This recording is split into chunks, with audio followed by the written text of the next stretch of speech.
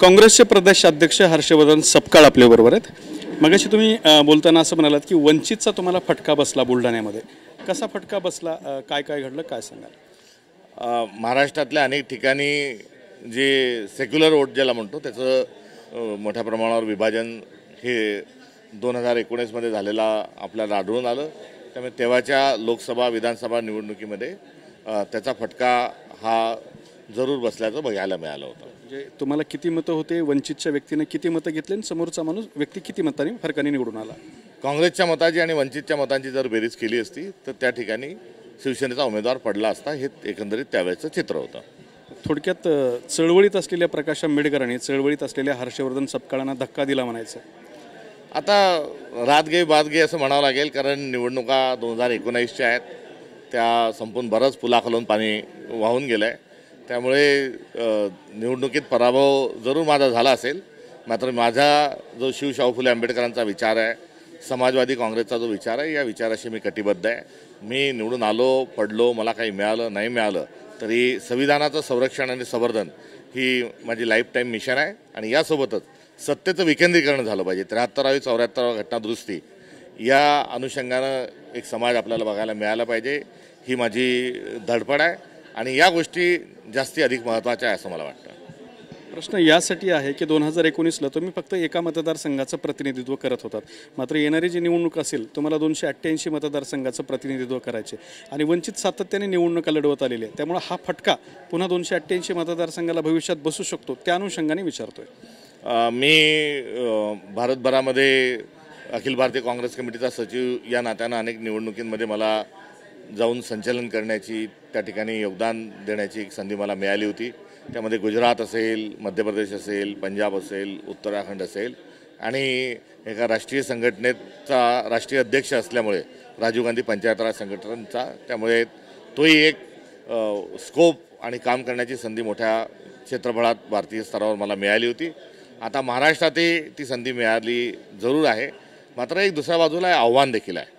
आणि हे आव्हान असताना हे लिलाय पेलल्या जाण्याकरता जो सर्वसमावेशक स्वरूपाचा जो विचार आहे, जो जातीयवादाचा विचार आहे, जो संविधानाच्या विरोधातला जो विचार आहे, तो विचार एक्सपोज करणं आणि सर्व बहुजन समाजाची नव्हे तर जो आपला वारसा आहे, जो शाहू फुले आंबेडकर आपण जो म्हणतो, याची मोड बांधणं हे एक आव्हान माझ्यासमोरचं आहे।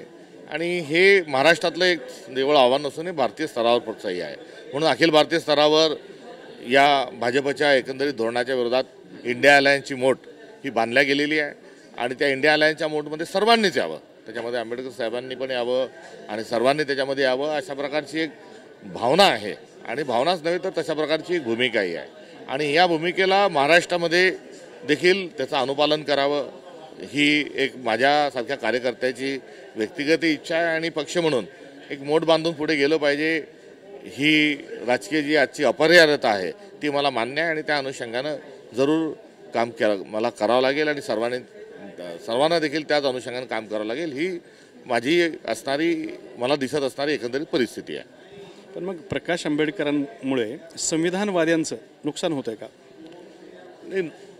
संविधानवादी आणि मनुवादी असे दोन तट आहेत आणि त्या संविधानवाद्यांनी सर्वांनी एकत्र आलं पाहिजे, ही अनेक कार्यकर्त्यांची ही जनभावना आहे। प्रकाश आंबेडकर एकत्र येत नाही, त्यामुळे मग नुकसान होत आहे, ही जनभावना आहे आणि या जनभावनेला साथ जी आहे ही सर्वच नेत्यांनी ही घातली पाहिजे। त्यामुळे आता दोन्ही निवडणुका होऊन गेलेल्या आहेत, लोकसभेची निवडणूक झालेली आहे, विधानसभेची निवडणूक झाली आहे, स्थानिक स्वराज्य संस्थांच्या पातळीवर, जिल्हा पातळीवर त्याचे निर्णय घेण्याच्या अनुषंगानं काँग्रेस पक्ष अधिकार हे स्थानिक नेतृत्वाला देत आहे।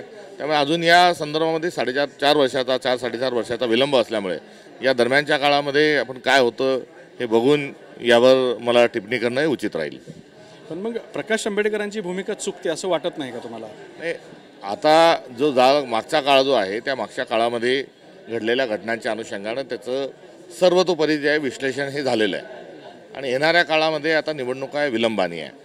त्यामुळे येणाऱ्या काळाचं आव्हान काय हा सर्वात लाख मोलाचा प्रश्न आहे आणि त्या प्रश्नाचं उत्तर हे सर्व संविधानवाद्यांना मिळून शोधलं पाहिजे, अशा प्रकारची माझी भावना आहे।